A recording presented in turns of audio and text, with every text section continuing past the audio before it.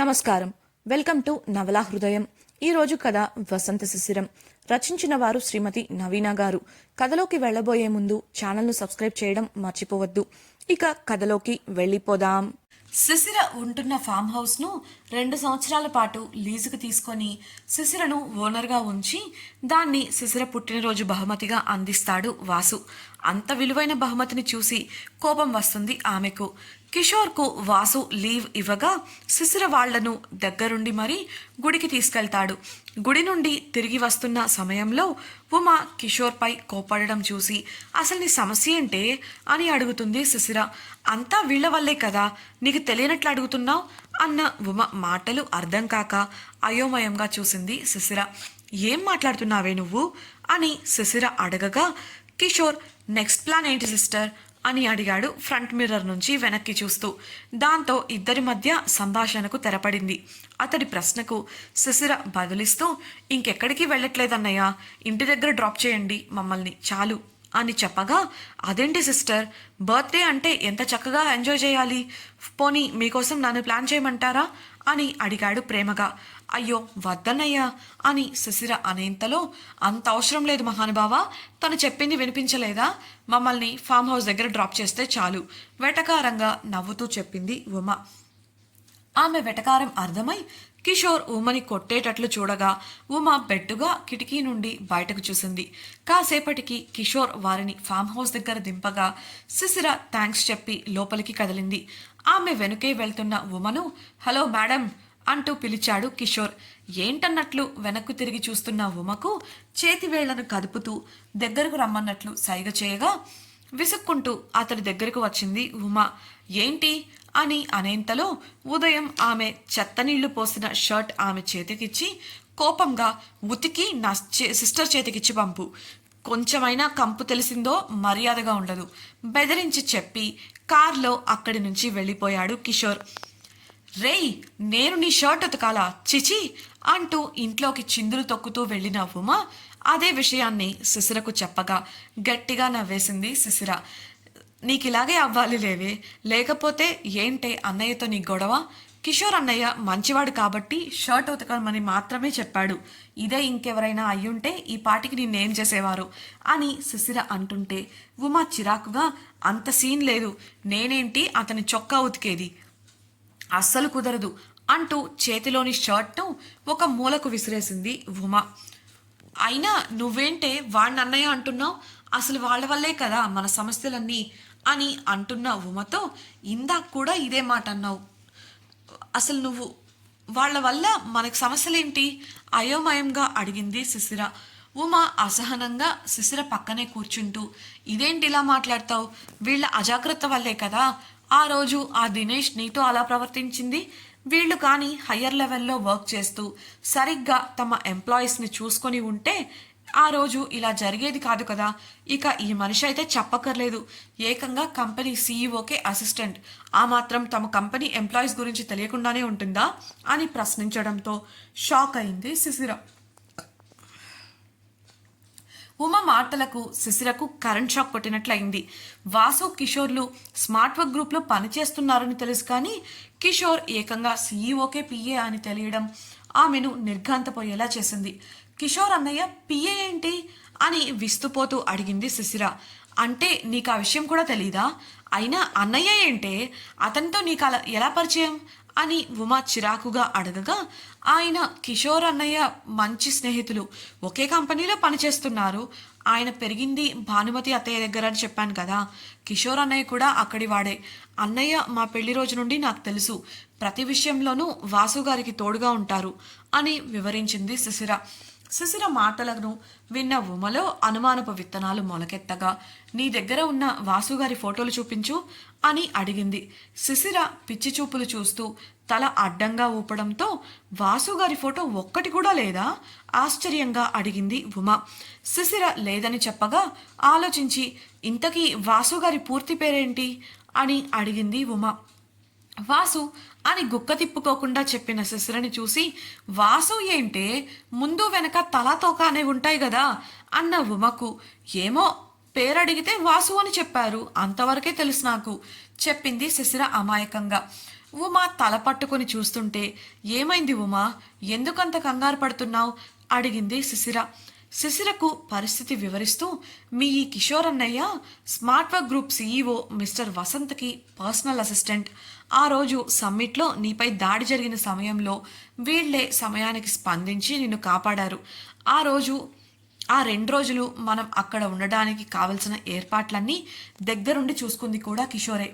CEO Vasant మొదటి రోజు నిన్ను కాపాడాక నువ్వు సేఫ్ అని తెలిసి అక్కడి నుంచి వెళ్ళిపోయాడు. పెళ్లి జరిగి ఇన్ని రోజులు అవుతుంటే ఇంతవరకు ఆ కిషోర్ గురించి నీకు తెలియలేదా? అంతేకాదు, నాకెందుకో వాసు గారే మిస్టర్ వసంత్ ఏమో అని కూడా అనుమానంగా ఉంది. లేకపోతే నీ గురించి ఆయనకి ఎలా తెలుస్తుంది? అంటే నువ్వే అన్నావు కదా, ఆ రోజు ఏం జరగలేదని ఆయనకు తెలుసు అన్నారని అని చెప్పింది ఉమ. అందుకు శిశిర ఆలోచనలో పడగా కాసేపటికి ఆమె మాట్లాడుతూ, బహుశా వాసు గారికి ఆ విషయం కిషోర్ అనే ద్వారా తెలుసుండొచ్చు. లేదంటే ఆయన ఇన్వెస్ట్మెంట్కి సంబంధించిన డిపార్ట్మెంట్లోనే కదా పనిచేస్తున్నారు. బహుశా ఆయన కూడా ఆ రోజు ఆ ఈవెంట్కి వచ్చుండొచ్చు. అలా తెలిసి ఉండొచ్చు. ఆయన సీఈఓ అయ్యే అవకాశం లేదు. ఆయనే సీఈఓ అయితే ఇన్వెస్ట్మెంట్ డిపార్ట్మెంట్లో పనిచేస్తున్నారని చెప్పాల్సిన అవసరం ఏముంది? ఆయన అలా అబద్ధాలు చెప్పే రకం కాదు. చాలా మంచివారు ఉమా. అంతేకాకుండా ఆయన సీఈఓ అయితే నాతో తిరుగుతూ అలా సమయం ఎందుకు వృధా చేస్తారు? ఆయన అలా కాదు కాబట్టే ఎప్పుడు పడితే అప్పుడు ఔటింగ్ అని, షాపింగ్ అని, డిన్నర్ అని నన్ను తిప్పుతున్నారు. తన వైపు నుంచి తన వైఖరి వివరించింది శిశిర. శిశిర చెప్పింది కూడా సబబుగానే అనిపించడంతో ఉమ అప్పటికి మౌనంగా ఉండిపోయింది. అయితే మనసాగక, ఎందుకైనా మంచిది వాసుగారి ఫోటో ఎలా అయినా సంపాదించు అని శిశిరకు చెప్పగా, శిశిర నవ్వుతూ, నువ్వు మరీ ఎక్కువగా ఆలోచిస్తున్నావు ఉమా. వాసుగారే సీఈఓ వసంత్ అయి ఉంటే వాళ్ళు ఇన్వెస్ట్మెంట్ చేయబోయేది నా ప్లాన్లోనే కదా. ఒక్కసారైనా నా దగ్గర ఆ విషయం మాట్లాడేవారు కదా అంటూ వివరించగా, ఇక ఉమ ఆ విషయానికి అక్కడితో చర్మగీతం పాడేసింది. ఆ మధ్యాహ్నం ఇంట్లోనే తినేసి ప్రశాంతంగా కొంతసేపు చదువుకొని సాయంత్రం సరదాగా కేఫ్కి వెళ్లారు. అలా నడుస్తూ కేఫ్ దగ్గరకు వెళ్తున్న సమయంలో ఏదో ఆలోచన తళుక్కున మెరవగా ఫోన్ తీసి నొక్కడం మొదలుపెట్టింది ఉమ. ఫోన్లో ఆమె smart work group CEO mister Vasant గురించిన వివరాలను వెతుకుతోంది. శిశిర ఆ విషయం గురించి మర్చిపోయినా కూడా ఉమ ఇంకా ఆ విషయాన్ని పూర్తిగా వదల్లేదు. దాంతో ఇంటర్నెట్లో వెతికిన ఆమెకు వసంత్ గురించిన వివరాలు మాటల రూపంలో తప్ప ఎక్కడా అతడిది ఒక్క ఫోటో కూడా కనిపించలేదు. ఛా అని విసుగ్గా ఉన్న ఉమను, ఏమైందే అని ప్రశ్నించింది శిశిర. మిస్టర్ వసంత్ గురించి ఇంటర్నెట్లో వివరాలు వెతకబోతే ఒక్క ఫోటో కూడా దొరకలేదు చిరాకుగా చెప్పిన ఉమకు అప్పుడే వెనుక నుండి ఏదో శబ్దం రాగా గబుక్కున వెనక్కి తిరిగి చూసిన వాళ్లకు పెద్దగా ఏదీ అనుమానాస్పదంగా కనిపించలేదు. దాంతో వదిలేసి కేఫ్ దగ్గరకు వెళ్ళిపోగా వెళ్ళిన 10 నిమిషాలకే అనుకోని అతిథి నవ్వుతూ వచ్చి పలకరించారు. శిశిర కేఫ్కి వెళ్లడమే గణేష్, ఉమ మిగతా స్టాఫ్ అంతా కలిసి శిశిర చేత కేక్ కట్ చేయించి ఆమె పుట్టినరోజును సంతోషంగా జరిపారు.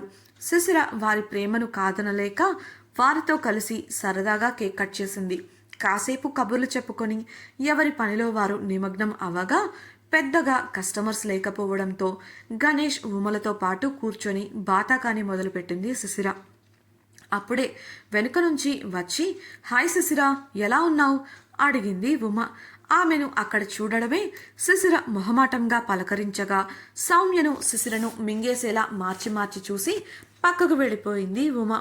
తప్పదన్నట్లు కూర్చొని, సౌమ్య ఏం తీసుకుంటారు, కాఫీ ఆర్ టీ అని శిశిర మర్యాద కొద్దీ అడగగా, ఇప్పుడేం వద్దు, నిన్ను కలుద్దామని వచ్చా, అసలు ఈ మధ్య నిన్ను కలవడానికి కుదరడం లేదు నవ్వుతూనే చెప్పింది సౌమ్య. అదేం లేదు సౌమ్య, కాస్త ఆరోగ్యం బాలేదంతే, ఇప్పుడు బాగానే ఉన్నాను అని బదులిచ్చింది శిశిర. నిన్ను చూస్తే అస్సలు ఆరోగ్యం బాగోలేని అమ్మాయిలా కనిపించడం లేదు శిశిరను పైనుండి కింది వరకు పరిశీలిస్తూ అంది సౌమ్య. శిశిర ఇంకా వాసు ఇచ్చిన పర్పుల్ డ్రెస్లోనే ఉండటంతో చాలా తాజాగా ఇంకా అందంగా కనిపిస్తుంది చూసేవారికి. సౌమ్య ప్రశ్నకు అప్పుడే వారికి కాఫీ సర్వ్ చేస్తున్న గణేష్ బదులిస్తూ, పుట్టినరోజు పాపాయి కదా మేడం, ఆ మాత్రం వ్యత్యాసం ఉండాలి కదా అని అనడంతో సర్ప్రైజింగ్గా చూస్తూ, అవునా, నీ పుట్టినరోజని చెప్పనే లేదు, many more happy returns of the day Shishira, ముందే తెలిసి ఉంటే నీకోసం మంచి బహుమతిని తీసుకొచ్చేదాన్ని అంది సౌమ్య. శిశిర చిన్నగా నవ్వేసి మౌనంగా ఉండిపోగా, అయితే ఎందుకు ఇక్కడ ఉన్నావు, వాసుతో కలిసి ఏం ప్లాన్ చేయలేదా అని అడిగింది సౌమ్య ఆసక్తితో. అప్పుడే కిచెన్లోకి వెళ్ళిన ఉమకు సౌమ్య ద్వారా వాసు గురించి తెలుసుకోవాలన్న ఆలోచన తట్టి వారి దగ్గరకు కదిలింది. శిశిర సౌమ్య ప్రశ్నకు చిన్నగా నవ్వి, వాసు గారు న్యూయార్క్ వెళ్లారు సౌమ్య, ఆఫీస్ పనులు ముఖ్యం కదా అని బదులివ్వగా సౌమ్య కాస్త పుల్లవిరుపుగా, నువ్వెన్నైనా చెప్పు శిశిర, ఇది పెళ్ళయ్యాక నీ ఫస్ట్ బర్త్డే, వైఫ్ బర్త్డే అంటే భర్తకు ఎంత ముఖ్యంగా ఉండాలి, అలాంటి రోజున నిన్ను వాసు వదిలేసి వెళ్ళాడంటే నువ్వంటే భయం లేకుండా ఉండాలి, లేదంటే అతనికి నీపై అంత ఇష్టం లేకుండా అయినా ఉండాలి అని అంది. సరిగ్గా అప్పుడే అక్కడికి వచ్చి ఆ మాటలు వినేసిన ఉమ తాను వచ్చిన పని గాలికి వదిలేసి, మీరన్నట్లు వాసుగారు ఆ 2 కోవల్లోకి రారు సౌమ్య గారు, ఎందుకంటే ఆయన ఇవాళ శిశిరతో సమయాన్ని గడపడం కుదరదని అన్నీ ముందే ప్లాన్ చేసుకుని శిశిర కోసం అన్ని ఏర్పాట్లు చేసి తన పుట్టినరోజుని కూడా ముందే జరిపేసి మరీ వెళ్లారు అంది నవ్వుతూ. ఆ మాటలకు సౌమ్య శిశిర వంక ఆశ్చర్యంగా చూస్తుంటే శిశిర ఇంకా ఆపమన్నట్లు ఉమకు సైగ చేసింది. అంతలోనే సౌమ్య తనను చూస్తుందని అర్థమై మౌనంగా తలదించుకొని కాఫీ కప్ చేతిలోకి అందుకుంది శిశిర. ఉమా చెప్పడం కొనసాగిస్తూ, వాసుగారు శిశిరను ఇక్కడి వాళ్ళు అనవసరంగా ఇబ్బంది పెడుతున్నారని మేము అద్దెకుంటున్న ఇంటిని 2 సంవత్సరాలు అంటే శిశిర చదువు పూర్తి చేసే వరకు మా కంట్రోల్లోనే ఉండేలా లీజ్కి తీసుకున్నారు. నిజానికి కొనాలనుకున్నారట, శిశిరకు నచ్చదని లీజ్కి తీసుకున్నారట. ఆ డ్రెస్ కూడా శిశిర కోసం ఆయనే దగ్గరుండి ఎంపిక చేశారు. శిశిర భలే ఉంది కదా ఈ డ్రెస్లో అని అనగానే సౌమ్య ముఖం మెల్లిగా మాడిపోవడం మొదలుపెట్టింది. దాన్ని కవర్ చేస్తూ బలవంతంగా నవ్వడానికి ప్రయత్నించింది సౌమ్య. ఉమ ఇంకా చెప్తూ, ఇవాళ ఉదయాన్నే కిషోర్ గారిని పంపి శిశిరకు పుట్టినరోజు కానుక ఇప్పించి ఆయనే స్వయంగా వీడియో కాల్లో విష్ చేశారు. పైగా తోడుగా ఉండటం కుదరదని చెప్పి సారీ చెప్పి ఆయన వచ్చాక శిశిరకు నచ్చినట్లు సెలబ్రేట్ చేసుకుందామన్నారు. అంతేనా, కిషోర్ గారిని ఇవాళ్ళంతా శిశిరతోనే ఉండి ఆమెకు కావలసినవన్నీ ఏర్పాటు చేయమని చెప్పారట. శిశిరకు ఇలాంటి వాటిపై పెద్దగా ఆసక్తి లేక ఆయన్ను తిప్పి పంపించేసింది. సంపూర్ణంగా మంటపై కిరోసిన్ చల్లి భగ్గుమనిపించింది ఉమ. ఉమ మాటలు పూర్తయ్యేసరికి సౌమ్య ముఖం పూర్తిగా మాడిపోగా అది చూసి సంతృప్తిగా నవ్వుకుంటూ, ఇప్పుడే వస్తాను, కస్టమర్ వచ్చినట్లున్నారు అంటూ అక్కడి నుంచి వెళ్ళిపోయింది ఉమ. శిశిర వెళుతున్న ఉమను కోపంగా చూడగా అదేం పట్టించుకోలేదు ఉమ. శిశిర సౌమ్యతో టాపిక్ మార్చాలని, అదంతా వదిలేయండి సౌమ్య, అది అలానే వాగుతుంది, కానీ మీరెందుకు నన్ను కలవాలనుకున్నారు, ఇంతకు ముందు కూడా నా కోసం వచ్చి వెళ్లారని ఉమ చెప్పింది ఆసక్తిగా అడిగింది శిశిర. అంతటితో తన బాధను కోపాన్ని కప్పపుచ్చుకుంటూ, ఊరికే నిన్ను కలవాలని వచ్చాను శిశిర, చాలా రోజులైంది కదా మనం కలిసి, అందుకే. ఇంతకీ నీ ఎగ్జామ్ ప్రిపరేషన్ ఎలా జరుగుతుంది అని ప్రశ్నించింది సౌమ్య. బాగానే జరుగుతుంది సౌమ్య, ఇంకా సమయం ఉందిగా, అప్పటికి పూర్తయిపోతుందిలేండి కాఫీ కప్ టేబుల్పై పెడుతూ చెప్పింది శిశిర. ఓ అవునా అంటూ తల ఊపిన సౌమ్య, మరి వాసు తిరిగెప్పుడొస్తున్నాడు, ఏమైనా తెలిసిందా అని ప్రశ్నించగా, తెలియదు సౌమ్య, నేను అడగలేదు, ఎలాగో ఎగ్జామ్స్ అయ్యే వరకు నేను ఇంటికి వెళ్ళట్లేదు, అందుకే నేను ఆయన్ని ఆ విషయం గురించి అడగలేదు అని వివరించగా ఆ మాట సౌమ్యలో కొత్త ఊపిరిని నింపింది. అలా ఇంకొంతసేపు ఆ కబుర్లు ఈ కబుర్లు చెప్పుకొని సౌమ్య ఇంటికి వెళ్ళిపోగా శిశిర ఉమతో కలిసి ఫామ్ హౌస్కి వచ్చేసింది. ఇంతకీ వాసు శిశిరలు దూరంగా ఉండబోతున్నారని తెలుసుకున్న సౌమ్య ఏం చేయబోతోంది? కిషోర్పై ఉమ కోపం ఎప్పటికి తీరుతుంది? ఉమ అనుమానం నిజం అని శిశిర తెలుసుకోవాలనుందా? అయితే తప్పకుండా మన ఛానల్ను సబ్స్క్రైబ్ చేసి వసంత శిశిరం రాబోయే ఎపిసోడ్స్ని వినేయండి. అలాగే మీకు ఈ నావెల్ కానీ వీడియో నచ్చినట్లయితే లైక్ చేసి మీ సన్నిహితులతో పంచుకోండి. మీ అభిప్రాయాలను మాతో పంచుకోవడం కోసం కామెంట్ సెక్షన్లో తెలియజేయగలరు. ఇట్లు మీ నవలా హృదయం team. Thank you for listening.